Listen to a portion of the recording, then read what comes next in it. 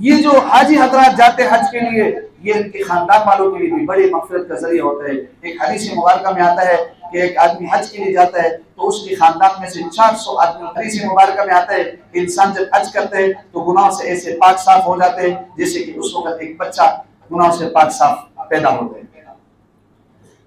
حضرت عمر رضی اللہ تعالیٰ عنہ بیٹھے ہوئے تھے، ایک وفد آیا، جماعت آیا، اس نے طواف کیا۔ حضرت عمر نے اس کو بلایا کہ تم نے کس نیت سے طواف کیا؟ انہوں نے کہا ہمارا مقصد صرف اللہ کی رضا تھا۔ انہوں نے کہا کوئی کاروبار، کوئی تجارت، کوئی اور مقصد کہا نہیں، کسی لینا دینا کہا نہیں، کس لیے آئے تھے؟ وہ کہ صرف اللہ کی رضا کے لیے۔ حضرت عمر نے فرمایا جاؤ نئے سرے سے اعمال کرو، تمہارے پچھلے سارے گناہ معاف ہو گئے۔ تو انسان کے سارے گناہ معاف ہو جاتے ہیں، جیسے ان الاسلام یہدم ما کان قبلہ، کہ اسلام جب انسان اسلام قبول کرتے تو اس کے سارے گناہ کو معاف کر دیتا ہے اسلام۔ تو اسی طرح یہ حج کرتا ہے تو اس کے پچھلے سارے گناہ معاف ہو جاتے ہیں۔ امام غزالی رحمۃ اللہ علیہ تصوف کے بہت بڑے امام تھے۔ وہ بیٹھے ہوئے ایک صاحب کش بزرگ کو دیکھا کہ اس نے میدان عرفات میں یوم عرفہ کے دن ایک بوڑھے آدمی کو دیکھا، اور یہ شیطان تھا اور یہ رو رہا تھا اور اس کا کمر جھکا ہوا تھا۔ اس سے پوچھا، اور اس کا رنگ پیلا زرد ہو چکا تھا، اس سے پوچھا کیوں رو رہے ہو، رنگ پیلا زرد کیوں ہے، کمر کیوں جھکی ہے؟ تو اس نے کہا کہ میں اس لیے رو رہا ہوں کہ انسانوں کے گناہوں کی مغفرت ہو جائے گی، آج ان کے گناہ معاف ہو جائیں گے۔ میرا کمر اس لیے جھک چکا ہے، کمزور اور لاغر اس لیے ہو چکا ہوں کہ یہ جو گھوڑے ہیں، گھوڑوں کے جو اللہ کے راستے میں جہاد کے لیے، حج کے لیے جو آتے ہیں، ان گھوڑوں کے ٹانپوں نے مجھے لاغر اور کمزور کر دیا، اور میرا رنگ اس لیے کمزور ہو چکا ہے، پیلا زرد ہو چکا ہے کہ یہ جو لوگ کہتے ہیں کہ اللہ خاتمہ آخری خاتمہ خیر پر فرما، اس لفظ نے مجھے میرے کمر کو جھکا دیا، میرے رنگ کو پیلا زرد کر دیا۔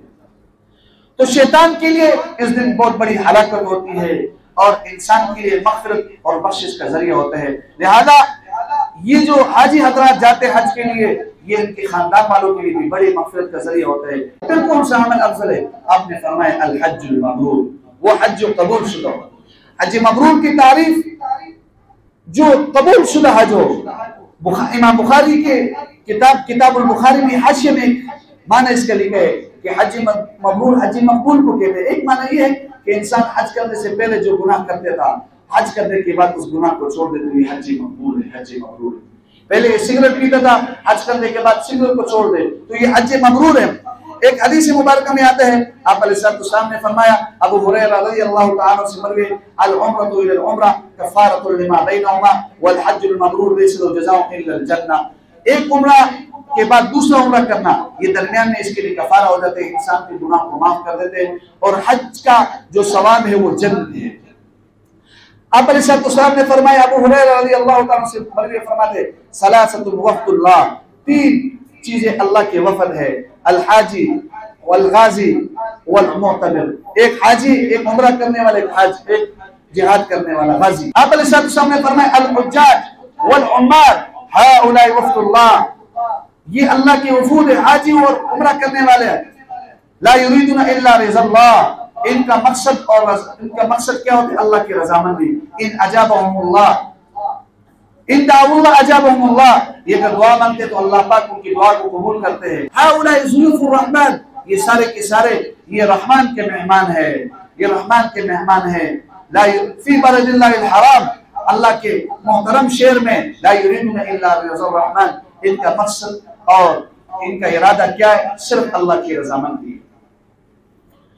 تو یہ اللہ کے مہمان ہیں اللہ کے شہر میں۔ ایک حدیث مبارکہ میں آپ علیہ السلام نے فرمایا، ایسے آدمی کہ جس کے اوپر حج فرض ہو جاتا ہے اور اس کے لیے کوئی چیز مانے نہیں ہے، اس کے لیے کوئی چیز رکاوٹ نہیں ہے، پھر بھی یہ حج نہیں کرتے، ان ماتا ان شاء یہودین اور نصرانی، پھر اس کو موت آ جائے تو پھر چاہیے یہودی مرے یا نصرانی مرے۔